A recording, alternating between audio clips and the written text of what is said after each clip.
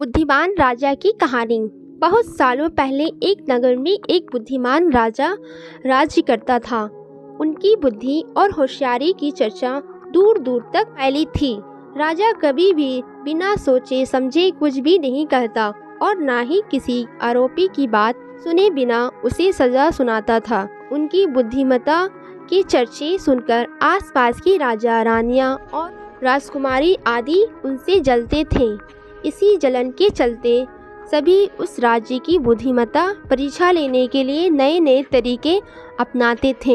हर बार राजा दूसरे राज्य के शासकों द्वारा ली गई परीक्षा में खत उतरकर खुद को होशियार और योग्य राज्य साबित करता था। एक दिन राजा की परीक्षा लेने के लिए एक राजकुमारी आई। उसके हाथों में 2 फूलों की माला थी। दोनों माला में से एक असली फूल से बनी थी और दूसरी नकली से। दोनों मालाओं को देखकर उनका ये भेद बिल्कुल पता नहीं चल पाता था।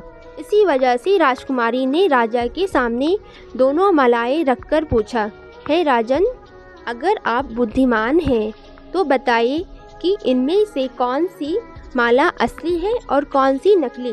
राज दरबार में बैठे सभी दरबारी माला को देखकर हैरान थे, क्योंकि किसी को समझ नहीं आ रहा था कि असली फूलों की माला कौन सी है। सभी इस सोच में थे, राजा कैसे बता पाएंगे कि असली फूलों की माला कौन सी है। राजा भी माला को देखकर परेशान होने लगे। उसी वक्त उनके दिमाग में कुछ तरकीब आई। उन्होंने तुरंत अपने एक सेवक से कहा, बगीचे की खिड़कियों को खोल दो। सेवक ने बगीचे की खिड़की को जैसे ही खोला तो राजा ने देखा कि फूल में बैठी मधुमक्खियाँ खिड़कियों की राज दरबार में आ रही है। वो कुछ देर मक्खियों को ही देखते रहे।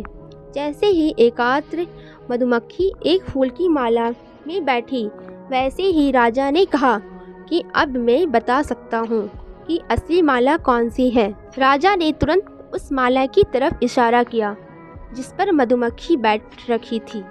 राजा की होशियारी देखकर दरबार में मौजूद सभी उनकी तारीफ करने लगे। सभी कहने लगे कि हर राज्य को आपकी जैसे ही बुद्धिमान राजा की ज़रूरत है। राजकुमारी भी राजा की बुद्धिमत्ता देखकर खुश हो गई। उसने भी बुद्धिमान राजा की तारीफ में कुछ शब्द कहे और वहां से अपने राज की ओर निकल पड़ी। बच्चों, इस कहानी से यह सीख मिलती है कि अगर व्यक्ति अपनी बुद्धि का इस्तेमाल करे तो वो हर प्रश्न का सही जवाब तलाश कर सकता है और हर मुसीबत का हल भी निकाल सकता है। Thank you.